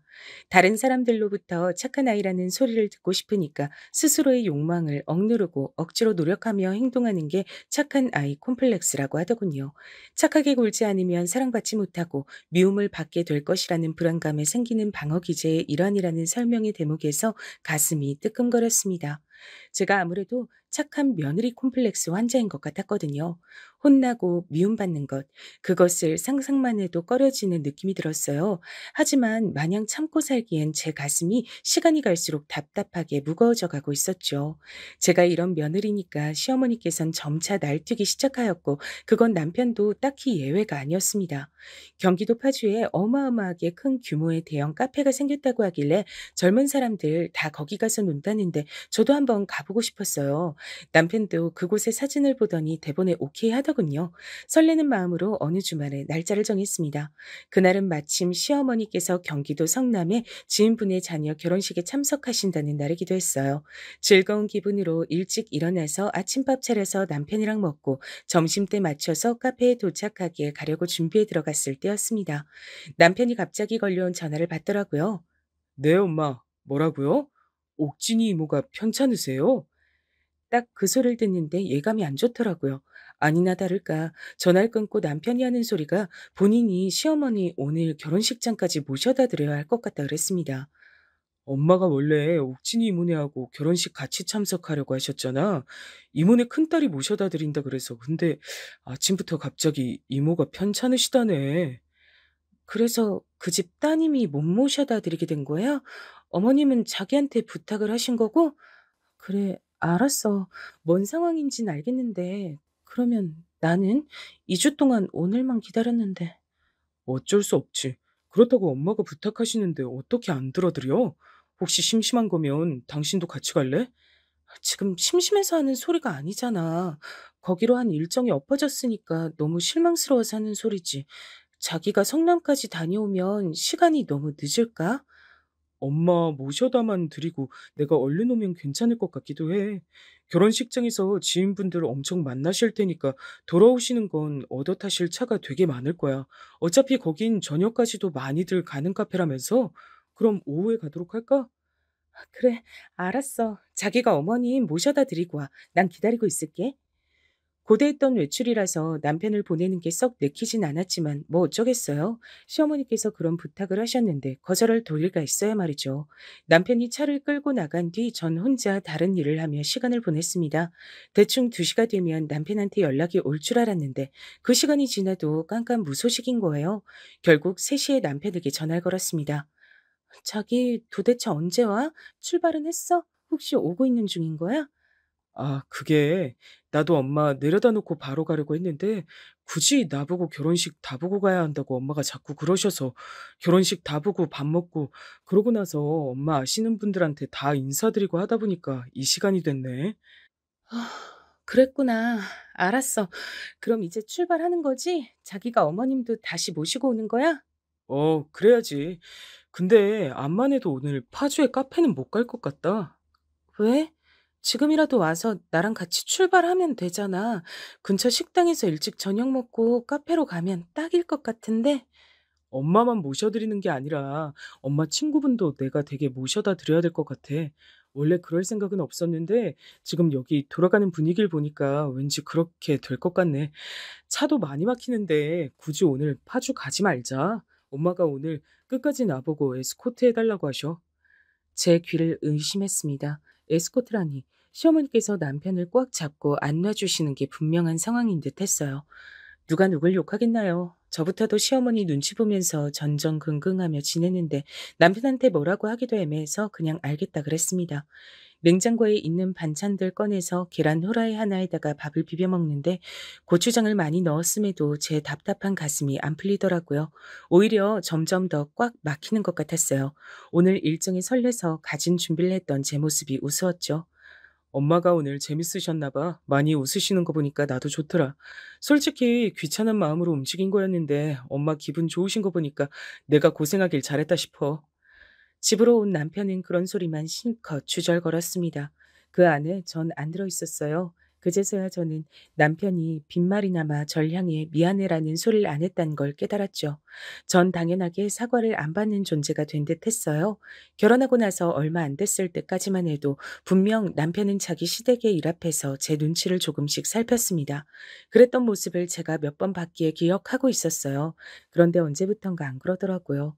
시어머니께서 얼마나 절 들들 볶으시든 남편은 제 눈치를 보지 않았고 저에게 미안하다고 하지 않았습니다. 어쩌다 그런 변화가 일어난 것일까 싶어 마음이 축 가라앉았죠. 애초에 시댁하고 안 먼 거리에 신혼집 구한 것부터가 잘못된 것이었나 싶은 생각도 드네. 그땐 시댁에 잘하는 며느리가 될 생각밖에 없어서 멀리 사는 게 더 낫단 생각조차 안 해봤었지. 내가 왜 그랬을까? 괜스레 우울해졌어요. 답답한 가슴을 터뜨릴 구성이 없어서 저는 기껏 남편이 저에게 말을 걸면 단답형으로 대답하고 쌀쌀맞게 구는 것으로 분풀이를 했습니다. 고작 그게 다였네요. 그 정도로 답답하게 착하게 사는 것이 능사인 것 같아서 참고 살았던 저인데 딱 그만큼 꿈틀거리는 것도 시어머니께선 용납하기 싫으셨나 봅니다. 시어머니께 전화가 걸려온 걸 확인하자마자 답답한 가슴이 미친 듯이 쿵쾅거렸는데 전 어느새 싹싹하게 전화를 받고 있었죠. 그런데 저보고 이렇게 물어보시더라고요. 예, 너 왜 삐졌니? 삐지다니 대체 무슨 말씀을 하시는 것까 싶던 찰나 남편이 시어머니 때문에 결혼식장에 가느라 저와 못 놀러 갔던 그걸 염두에 두시는 것 같았어요. 남편이 그새 시어머니께 입을 털었다는 걸 알 수 있었죠. 네? 어머님, 제가 그럴 일이 없는데요. 안 삐졌음. 너 왜 남식이한테 요새 태도가 불손하니? 그래도 되는 거야? 불손하다는 표현에 제 눈썹이 꿈틀거렸습니다. 남편이 위, 제가 아래라는 전제가 깔려있는 표현이었으니까요. 기분이 나빴지만 저는 또 헤헤 웃으면서 아니라고 말씀드렸어요. 아니에요. 뭔가 오해를 하신 모양이에요. 제가 요새 컨디션이 좀 안 좋았는데 그것 때문일까요? 예, 속 좁게 시리 삐지지 마라. 그러고 살지 마. 그러고 설마 삐졌다 하더라도 밥은 옳게 차려줘야 될 거 아니야. 그게 네 의무고 할 일인데 왜 제대로 안 지켜? 내가 꼭 찾아가야겠니? 찾아가서 직접 그 정신머리 교육시켜줘야겠어? 아니요. 제가 알아서 잘하겠습니다. 염려하시게 만들어드려 죄송합니다. 그래. 알아들었을 거라고 믿어도 되겠지? 내가 그때 결혼식 가서 만나는 사람한테마다 네 자랑을 얼마나 했던지 모른다. 근데 네가 나를 실망시키려고 드는 것 같아서 약간 서운해질 뻔했어. 네? 어머님께서 제 자랑을요? 제, 제가 내세울 구석이 없는데. 요리 잘하고 손끝 야무지고 아주 참하다 그랬지? 벼랑간 저는 고작 그런 것에도 기분이 조금 풀려서 시어머니께 감사한 마음마저 들었습니다. 절 좋게 봐주시고 또 제 자랑을 하셨다는 것이 왜 그렇게 뿌듯하던지요. 지금 생각하면 어처구니가 없을 따름이네요. 근데 거기서 다들 하는 소리가 아들만 운전기사로 부려먹고 며느리는 안 불렸다고 하면서 나보고 신세대 시어머니라서 다르긴 다르다며 내가 며느리 편하게 해주는 세련된 시어머니라나 뭐라나 요즘 젊은이들하고 통할 법한 젊은 사고방식을 가졌다나 뭐라나 하여간에 엄청들 떠들더만 나 원참 비행기도 정도껏 태워야지 듣는 사람 낯간지럽게 안 그러니? 그래 놓고서 시어머니께선 당신의 자랑으로 마무리를 지으셨죠. 거기다 대고 제가 뭐라고 말씀을 드리겠어요. 다들 시어머니의 좋은 부분을 알아보고 그런 소리를 한 것 같다고 알랑방귀나 또 끼어드리는 수밖에 없었죠. 시어머니께서 저보고 삐지지 말라며 직고를 날리셨으니 제가 얄미운 남편에게 계속 건조하게 굴 순 없는 일이었습니다. 일단 밥을 신경 써서 차려줬더니 표정이 풀어지더라고요. 시어머니고 남편이고 희한하게 밥에 집착하는 것 같았어요. 밥 좀 차려주고 말을 길게 대답했더니 남편은 우쭐하는 반응을 보였습니다. 그럼 그렇지라는 반응 같아서 기분은 별로였으나 해집고 싶지 않아서 저는 가만히 있었어요. 하지만 저의 이런 답답한 면모에 제대로 된 균열을 일으키는 일이 그로부터 얼마 지나지 않아 발생했습니다. 제가 길을 가다가 넘어져서 양 손목이 시큰시큰할 때였어요. 넘어지니까 반사적으로 팔을 뻗어 바닥을 짚다가 그렇게 된 거였죠. 많이 아픈 건 아니라 병원엔 안 갔는데 시큰거리니까 신경이 쓰여서 손목을 조심하고 있었건만 이런 전화가 걸려온 거예요. 예, 김장은 해야지. 언제 오겠단 말이 없네. 내일 11시까지 와라. 시어머니의 목소리를 듣자마자 당혹스러워서 별다른 대꾸도 못 해버렸어요. 남편한테 물어봤죠. 김장하자고 하시는데 이거 어떻게 된 일이냐고요. 왜냐면 제가 손목이 안 좋은 상태였으니까요. 근데 남편이 하는 소리가 진짜로 어이없었어요. 아, 내가 당신한테 말 전한다는 걸 깜빡했네. 엄마가 우리 집에 생강 있으면 그것 좀 챙겨서 가져오라 그러셨어. 대파도 있으면 있는 대로 가져오라고 하셨던 것 같고. 나 지금 손목이 너무 안 좋은데 어떻게 김장을 해? 아, 그래도 엄마가 당신하고 김장할 거라고 생각하시고 준비하셨는데 안 가는 건 예의가 아니지. 말도 안 되는 거지. 일단은 가서 손목 좀 그렇다고 말씀드려. 답답한 가슴이 이젠 아예 꽉 막히는 듯 했어요. 당연히 시어머니께서도 제가 사흘 전에 크게 넘어져서 손목이 시큰거린다는 것을 들어서 알고 계셨습니다. 그럼에도 절 부르신 분인데 제가 그 앞에 가서 대체 무슨 말씀을 어떻게 드리겠어요. 전 생강과 대파를 챙겨서 이튿날 시댁으로 갔죠. 손목이 좀 안 좋다면서 만지작거렸더니 시어머니께서 하시던 말씀이 무슨 다 큰 어른이 길을 가다 넘어지냐고 하시면서 덤벙대고 살지 말라고 하셨습니다. 그러면서 저보고 얼른 자리 잡고 앉아 양념 바를 잣을 잡으라고 그러셨죠. 이렇게 김장도 몸소 배워야 하는 거야. 요즘 젊은 것들은 김장을 직접 하기 싫어서 죄다 김치를 사다 먹는다더라. 그럼 영영 김치 못 만드는 거야. 나중에 김장 직접 해 먹고 싶어도 노하우가 없으니까 헤매는 거라고. 중요한 김장을 배워야 할 시간에 카페인지 뭔지 하는 거에 크게 해놓은 곳들만 다니니까 그런 사달이 나지. 하여간 요즘 젊은 것들 김장을 하는 동안에도 시어머니께선 계속 주절주절 말꼬를 이어가셨고 전 그때까지만 해도 별 생각 없이 손목의 통증을 참아가며 작업을 하고 있었습니다. 그런데 제 귀에 갑자기 이런 내용이 들려오는 게 아니겠어요? 우리 아들이 너 그런 데 데려간다 그러길래 내가 얼마나 괘씸하던지. 네? 어, 어디를요? 카페요? 그래. 내가 그거 듣고서 괘씸하고 마음에 안 들었는데 옥진이가 갑자기 아프다길래 옳았구나 싶어 차라리 잘 됐구나 싶어서 그날 우리 아들을 내 옆구리에 딱 끼고 지낸 거잖아. 너하고 카페 나들이나 멀리 다닌다고 하니까 어찌나 마음에 안 들던지. 그 소리에 제가 충격을 안 받을 수가 없었어요. 경기도 파주의 카페 나들이를 가려다가 무산되었던 그날, 시어머니께서 일부러 작정을 하시고 그렇게 행동하셨던 겁니다. 제가 당신의 아들과 요즘 젊은 사람들한테 인기가 있고 유행이란 카페에 가는 게 얄밉고 싫어서요. 전 그간 인내하고 참으며 시어머니께 무조건 잘해드리려고만 애를 썼는데 시어머니께선 고작 그런 것에도 절 못마땅해 하신다는 걸 알게 됐으니 무척 허무했습니다. 그간 저의 모든 노력은 대체 뭐였을까 싶었어요. 기분이 너무 참담해서 차마 시어머니께 무어라 말씀드릴 여력조차 없었습니다. 기운이 쭉 빠지더라고요. 손목도 아픈데 끝도 없이 김장을 하고 있는 제 신세도 웃었어요. 늦게까지 김장을 담그고 전 기진맥진한 상태로 집을 향하면서 눈물을 훔쳤습니다.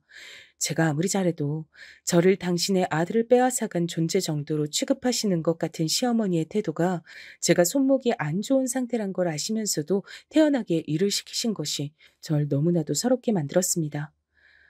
아들이 너무 귀하고 또 귀해서 별 수 없이 며느리가 미우실 수도 있겠지. 그런 마음이 싫대지. 저는 그런 와중에도 이해를 하려고 애를 썼습니다.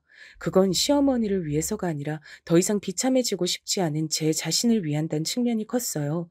남편은 저에게 괜찮냐고 물어보지 않았고 다만 김장김치 맛있게 됐냐고 물어본 게 다였습니다. 손목보다도 가슴이 아프더라고요. 그런 와중 이튿날 정형외과에 가다가 우연히 친구를 마주친 겁니다. 제가 인간관계가 좁아서 친구가 몇 안 되기 때문에 무척 반가웠고 서로 시간이 괜찮아서 커피 한 잔을 하기로 했죠.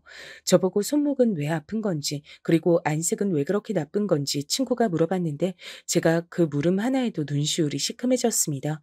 절 살펴봐주는 질문 하나에도 눈물이 차오를 만큼 제가 많이 약해진 상태였나 보더라고요.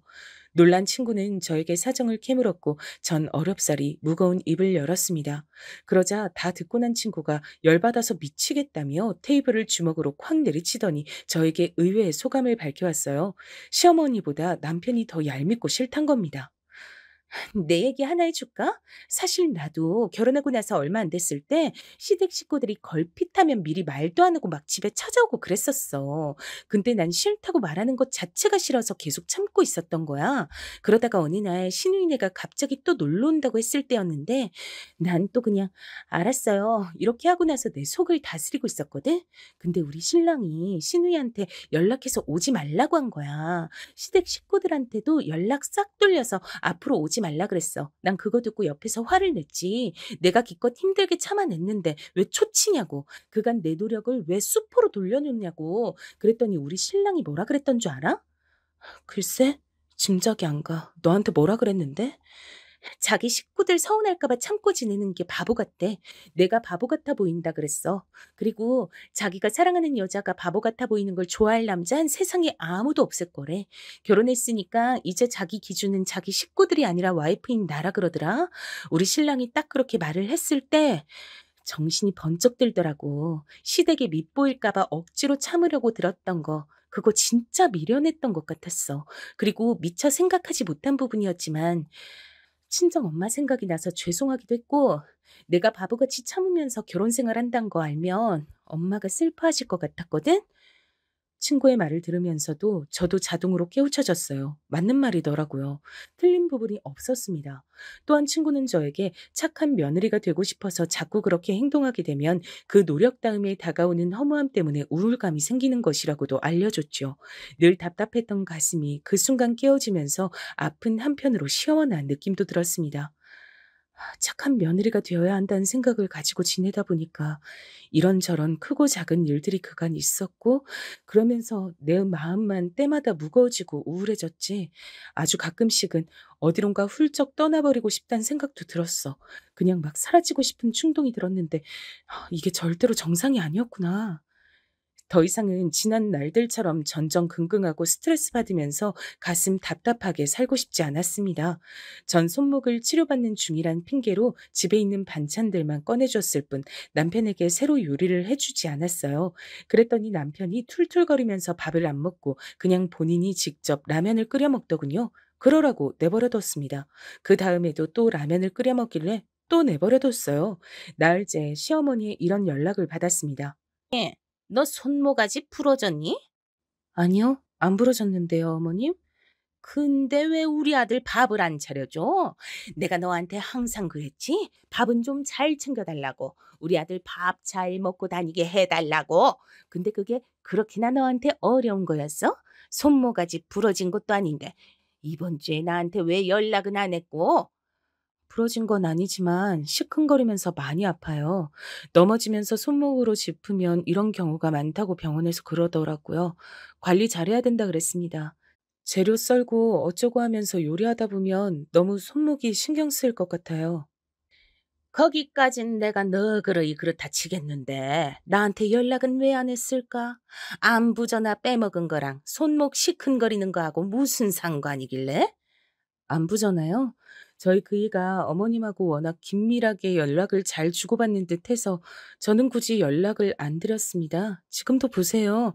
그이하고 연락 자주 주고받으시니까 저희 부부 사정을 속속들이 아시고 이렇게 연락 주신 거잖아요. 어머님이 무탈하게 잘 지내시고 계실 거라고 전 확신을 했기 때문에 며칠 안부 전화 생략했습니다. 너 손목이 아픈 게 아니라 머리가 아픈 게 아니야? 어? 머리가 어떻게 된 것 같은데? 갑자기 뭔 바람이 불어서 혓바닥 놀리는 게 능수능란해졌어? 얘, 너 원래 이런 애 아니었잖아. 시험이 당황시키지 말고 원래대로 굴어. 넘어져서 손목 그렇게 됐다는 게 벌써 언젠데 아직도 아프다느니 병원을 다닌다느니 하질 않나. 너 아주 이상하게 나오는구나. 어머님, 제가 김장만 안 했어도 손목이 지금쯤 나았을 거예요. 근데 김장김치 담그느라 이렇게 된 듯 싶어요. 제가 김장 얘기를 꺼냈더니 시어머니께선 난데없이 편두통 타령을 하시면서 전화를 끊으셨습니다. 전 다시 연락을 드리지 않았고요. 그러자 그날 밤부터 남편이 제 눈치를 살살 보는 게 느껴졌어요. 삐진 채로 있다가 자기 모친한테 다 일러바치면 그걸로 다 해결될 줄 알았는데 제가 여전히 손목이나 조심하면서 냉담하게 있으니까 이게 아닌데 싶은 반응이었습니다. 제 눈치를 살피면서 갑자기 샤워를 하는 김에 화장실 청소를 하고 나오더라고요. 안 하던 짓을 자청해서 했습니다. 그리고 다시 며칠 뒤 시어머니께서 저에게 먼저 연락을 주셨어요. 전 전화가 걸려오는 것을 보자마자 가슴이 또 뻐근하게 답답해져 왔죠. 아무래도 저에게 또 잔소리를 날리실 예감이 들었기 때문이에요. 하지만 그게 아니었습니다. 예, 생각해보니까 우리 아들이 이번엔 잘못했다. 손목 아프단 사람이 옆에 있는데 돌봐주진 못할 망정 혼자 그렇게 뻗대고 있었다니.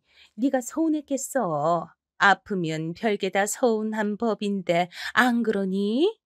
네? 그렇죠. 좀 서운하긴 했는데요. 많이 그렇진 않았어요. 의외의 소리를 듣고 나니까 제가 당황해서 저도 모르게 그런 식으로 답을 하고 말았습니다. 스스로를 낮추는 게 습관이 돼 있다 보니까 그런 식으로 말이 나가더라고요. 그렇지만 어쨌든 시어머니께서 저에게 남편이 아닌 제 편을 들어주시며 말씀하시는 건 처음 있는 일이었기 때문에 솔직하게 전 기뻤습니다. 과장을 보탰다면 약간은 감동을 받기까지 했어요. 일회성이 아니라 시어머니께서는 그 다음에도 또 그 다음에도 저를 낮잡아 보시는 언행을 하지 않으셨어요. 그래서 제가 또 바보같이 방심을 하고 마음이 풀어져 버렸습니다. 제 안에서 다시 스멀스멀 착한 며느리병이 고개를 들고 있었으며 아무리 시어머니께서 너무하신 분이라도 그렇지 제가 며느리 된 도리로서 너무 시건방지게 나왔던 거 아닌가 하는 반성까지 했습니다. 따박따박 말대꾸하는 거나 따지고 드는 거 그건 사실 어차피 제 성격에 안 맞기도 했어요. 누차 말씀을 드리지만 전 좋은 게 좋은 거라고 생각하는 사람입니다. 이렇게 해서 다시 원점으로 돌아오고 말았습니다. 시어머니께서 저에게 생일상을 받고 싶다고 말씀을 하셨거든요. 이게 바로 원점이 아닌 뭘까 싶었네요. 생신상이요? 제가 잘 해낼 수 있을지 모르겠어요. 그 정도 능력이 제가 안 될 것 같은데요.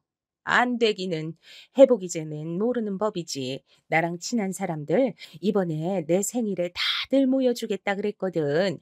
혹시 며느리가 생일상 차려주는 거 아니냐고 다들 나한테 그거 물어보길래 내가 그 앞에서 차마 아니란 소리가 입에서 안 나가더라. 그래서 나도 모르게 착하고 솜씨 좋고 야무진 우리 며느리가 생일상 안 차려주면 누가 차려주겠단 말로 큰 소리를 쳐버렸지 뭐니.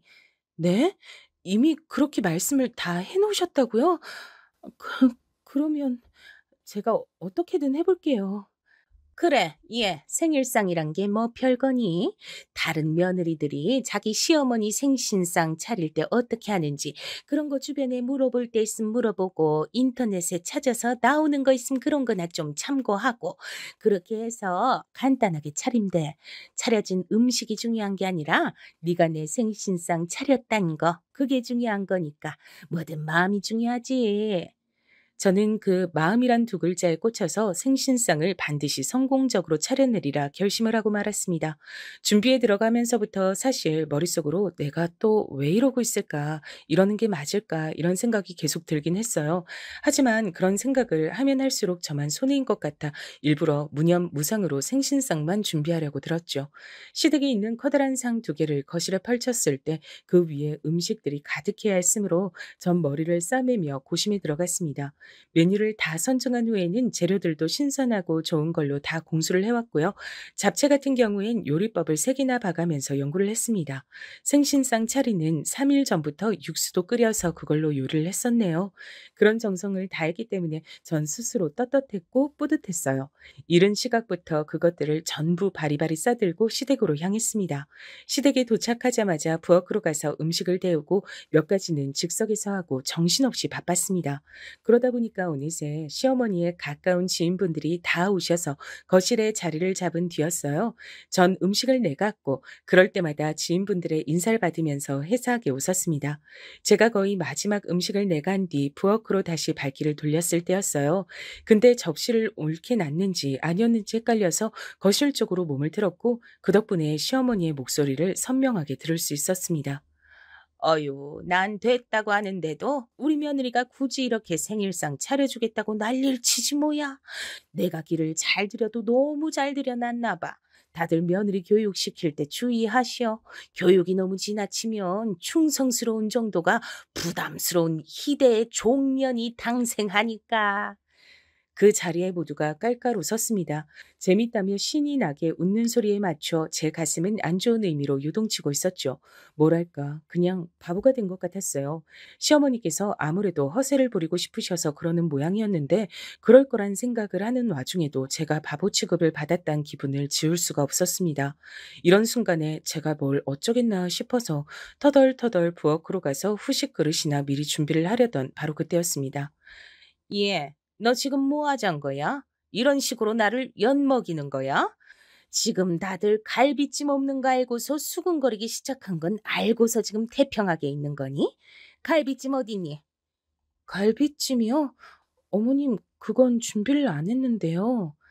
시어머니께서 황급히 다가오시더니 작은 목소리로 이를 갈며 저에게 갈비찜을 물어보신 거예요.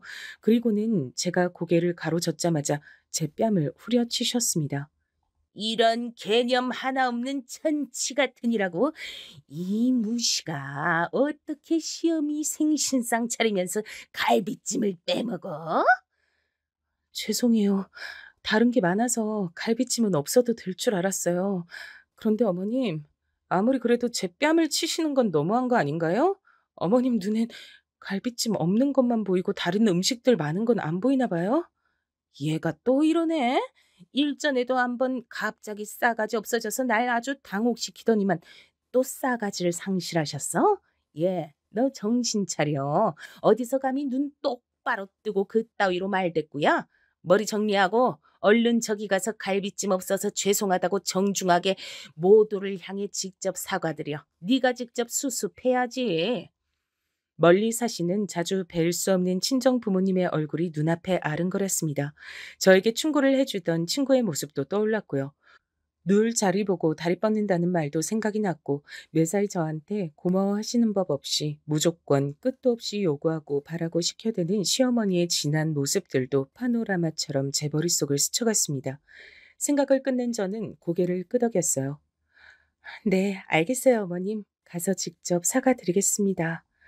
시어머니께서 흥하며 웃으시는 모습을 보자마자 거실로 달려갔어요. 그리고 저의 등장에 시선이 주목되자 크게 요동치기 시작하는 가슴을 느끼며 큰 소리로 외쳤습니다. 다들 제가 차린 저희 어머님 생신상 첫 잡수시러 와주셔서 감사합니다. 근데 어떡하죠? 제가 개념이 없어서 갈비찜을 깜빡했어요. 그러니까 정말 죄송하지만 이 생신상은 그냥 안 차린 걸로 하려고요. 이미 망쳤는데 여러분께 이런 걸 드시게 할 수도 없네요. 그분들이 미처 다 놀라시기도 전에 저는 제 정성이 가득 담긴 생신상을 뒤엎어버렸습니다. 반사적으로 다들 놀라서 벌떡 일어나셨고 전 나머지 생신상도 있는 힘껏 뒤엎어버렸어요. 거실은 순식간에 난장판이 됐죠. 달려나오신 시어머니께서 비명을 지르셨고 당장이라도 저의 뺨을 또 치시려고 손을 번쩍 드시길래 저도 응수해드렸습니다. 제 팔이 더 길거든요. 그리고 제가 젊으니까 순발력도 더 빨랐고요. 시어머니의 구불거리는 파마머리를 잡아버렸습니다. 아, 내 머리. 이거 놔. 당장 이거 놓지 못해? 너 미친 거 아니야? 나 미친 거 어떻게 하셨어요? 나 미쳤으니까 이제 건들지 마세요. 미친년 눈엔 뭣도 안 보이는 거 아시죠? 이런 연병을 너 가만 안 놔둬. 우리 아들한테 말해서 너랑 갈라서라고 할 거야. 그래 주시면 고맙죠. 그럼 제가 이혼하려고 애를 쓸 수고도 덜겠네요. 제발 꼭 좀 그렇게 해주세요. 매끄러운 이혼 선사 기대할게요. 태어나서 그렇게 막무가내로 굴어본 것은 처음이었기에 제 몸이 저절로 막 떨리고 있었어요. 하지만 저는 당당히 말을 뱉었고 마지막까지 시어머니의 머리칼을 야무지게 뜯은 다음 놓았습니다. 모든 사람들이 넋이 빠진 채로 저와 시어머니를 번갈아 보며 기함 중이었고 전 머리가 다 뜯긴 채 엉덩방아를 찧은 시어머니를 내려다보며 싱긋 미소를 지은 다음 시댁을 나왔습니다. 다리가 후들거렸고 심장이 미칠 것처럼 뛰고 있었는데 평생 이렇게 후련한 적은 또 처음이었어요. 이미 시어머니의 생신상을 뒤엎었을 때 남편과 이혼을 각오했단 점도 스스로 깨달았죠. 남편은 저에게 사람이 어떻게 그럴 수가 있냐면서 비난을 해댔어요. 아무리 그래도 어른한테 그래도 돼? 넘지 말아야 할 선이란 게 있어. 우리 엄마 모든 지인들 앞에서 개망신을 준 거잖아. 너 어떻게 그럴 수가 있어? 아, 그럴 수 없는 거였어? 그랬구나. 그럼 이제 우리는 부부로 못 살겠네. 이혼하자. 이견 없지? 이혼? 물론 나도 이혼을 생각하고 있긴 하지만 네가 우리 엄마한테 진심으로 사과를 드리고 잘못을 뉘우친다면 널 용서해 줄 생각이 나는 일단 있어. 난 그럴 생각 없는데. 질척하게 그러지 말고 깔끔하게 이혼해줘. 만약 나랑 즉각 이혼 안 하면 자기는 천하의 불효자가 되는 거야. 그런 순발력이 어디서 나왔는지 모르겠어요. 제가 그렇게 나오자 남편은 불효자라는 오명을 피하기 위해 순순히 이혼을 해줄 수밖에 없었죠. 막판까지도 남편은 저러다가 이혼 취소해달라고 하겠지 하는 눈빛으로 절 계속 바라봤어요. 하지만 전 무조건 진심이었습니다. 미련이 없었어요. 결혼 생활은 저에게 있어 제 부끄러운 모습만 가득 남긴 안 좋은 과거가 돼버렸으니까요. 진짜로 이혼을 거쳐 남남이 되자 남편이었던 그놈은 왠지 망연자실한 눈치였습니다. 시어머니셨던 그분은 당신의 모든 지인들이 보는 앞에서 개망신을 당하셨단 충격에 계속 헤어나오질 못하고 계셨어요. 여러모로 웃기신 분이었네요. 이혼을 하고 나서 전 친정 식구들과 전보다 자주 교류를 하며 정답게 지냈답니다. 전 남편이 저한테 몇 번 질척거려서 그때마다 냉정하게 쳐내느라 귀찮았네요. 당신의 아들이 저한테 매달린다는 걸 아시고 전 시어머니 그분께서 개거품 물고 뒤집어 주셨단 소소한 뒷얘기가 있네요. 지금 전 굉장히 행복하게 남보단 저 자신을 우선시하며 잘 지내고 있답니다.